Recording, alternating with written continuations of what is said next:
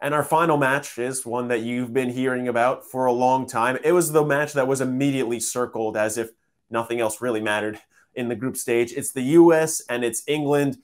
We saw basically completely different squads in that first game. England looked fantastic. The US, for the first 30 minutes, looked pretty good, had a goal, and then kind of took their foot off the pedal, and Wales was able to tie it up. So where are you going here? Are you all in on England? Are you chilling on I the am US? I am not positive on the U.S. after what I saw in that second half. We're talking about even when substitutes were made. I'm not really sure what's going on with Greg Berhalter. They were saying Gio Reyna wasn't available via hamstring issue, but then Gio comes out and says he didn't have a hamstring issue.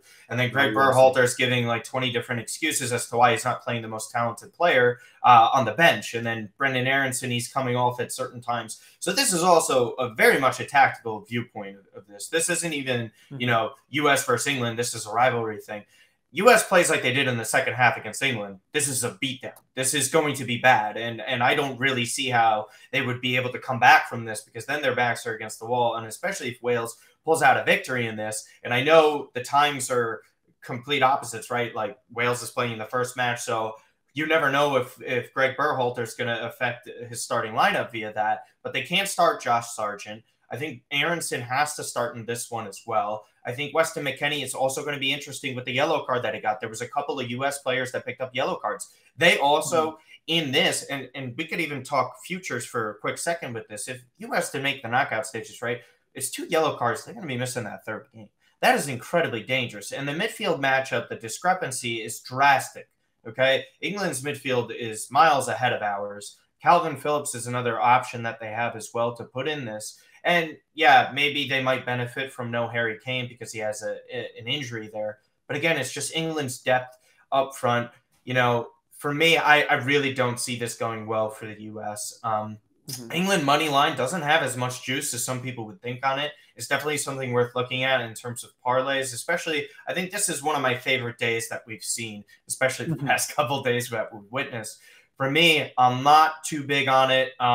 Maybe the U.S. gets 1 goal. And again, don't go off of history. History is always very scary in the World Cups for simple reasons that it's played every 4 damn years. So don't go off of what happened in 2010, because we're talking about 12 years ago. A lot of the players that are even on England weren't even in middle school yet. So the fact that that's kind of a factor here, for me, I'm not very confident in it. Is the U.S. capable of scoring a goal? If you want both teams to score, I know that's something that you might be interested in. Maybe, but again, that is really just contingent upon what lineup gets put out there, and no one knows what the hell's going to happen with that. So that, again, that's just there. But regardless, I don't have faith in Berhalter choosing a proper 11. And with that, it's why I think England's going to beat them down. That's a concern we had coming into this, was just some of his tactics, to put it lightly, just kind of some head scratching moves. And we've talked about on other episodes the fact that you have more substitutions now to your use. And that's something we saw a lot in England's first match, and obviously it was a beatdown on Iran, but you saw that Marcus Rashford came in, Jack Grealish came in. I don't know that they're still coming in if this game is tight, but the fact that on one side for the U.S., it's, hey, why are we not playing our most talented players? And on the England side, it's, hey, we're just going to empty out the gas tank on our front line for the first 50, 60 minutes, and then we're still bringing in Premier League strikers to come in and play for those last 30 minutes. This one kind of reads to me like a 3-1 England victory, kind of like England scores first. Maybe they go up 2-1 before the U.S. scores. I do think the U.S. does get on the score sheet, but I think in the end, England's going to be the better team, and you're going to see like an 85th minute kind of third goal to seal things. And something that you mentioned too,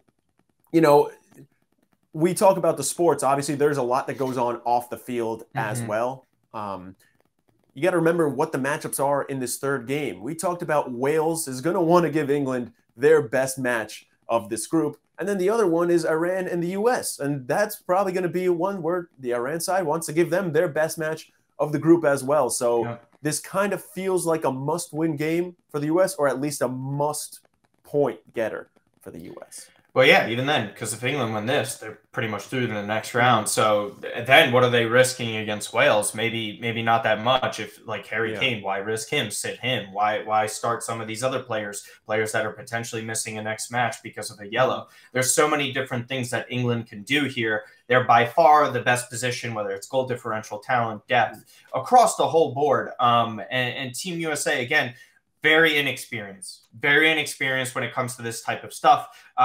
For me, you hope that they can get a tie. That's the best case I'm hoping for. I wouldn't bet US money line on that. I'd be very stunned by that. I think if you want to bet best case, right, for an option like that, I think a draw would maybe be best case for Team USA. I wouldn't look at anything else in terms of them doing anything as positive. Maybe a cover if you like certain spreads or Asian handicaps. But for me, I unfortunately don't have that much faith. Asian handicaps are always interesting. Why don't you just explain real quick to soccer bettors that might be joining us for the first season? Sorry to put you on the spot there. Well, I mean, it really depends on what book you're looking at, but Asian handicaps can really just differ on odds. They can go by 0.75, which is just basically saying, is there a hook there that you want to just buy a quarter of a point? It's all very difficult. You have to see it in front of you. But put it this way, if you don't feel as confident on a hook number, you could always just up it a little bit more. I know a lot of people that love doing 1.75 as numbers, especially with totals, whether it's spreads or whatever. For me, I stay away from it because it's just not something I like messing with. Spreads, like I said in the previous show, are something I usually try and stay away from unless it's just something that you feel strongly about.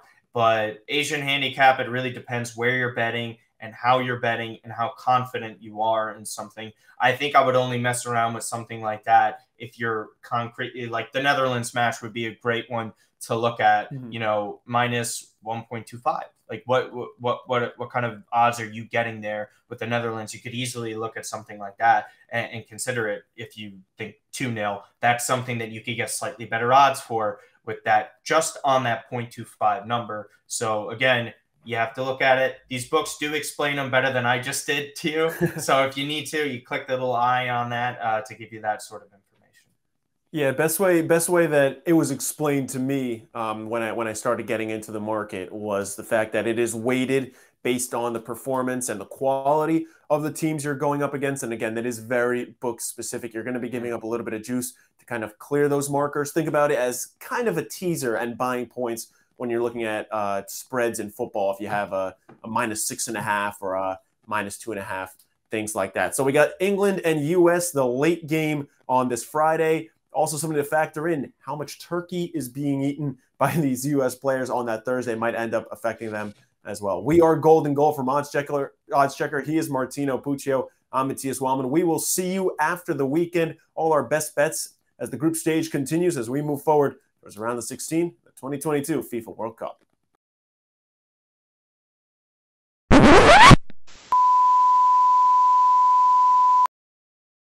Damn, you're still here? Good on you for making it to the end of this video. If you want to see the rest of this episode and more awesome content like The Drive with Jeff Feinberg, PGA Tour event, Live Golf event, does not matter, he has your best bets. Or how about if you need your NFL picks, The Huddle, Pam Maldonado, Pat Mayo, Ross Tucker, and Brian Matthews, your best bets, your best teasers, and everything you need to know that's going on in the NFL. Week in and week out, those are the places to be. Make sure you're subscribing on our social channels to know about our next giveaway. Like for November, $500 on us. All you have to do is subscribe on YouTube to get one entry, and if you want to comment on any recent video, tell us how you spend those $500 and you're automatically entered for a second entry. So get it done and let us help you make some money.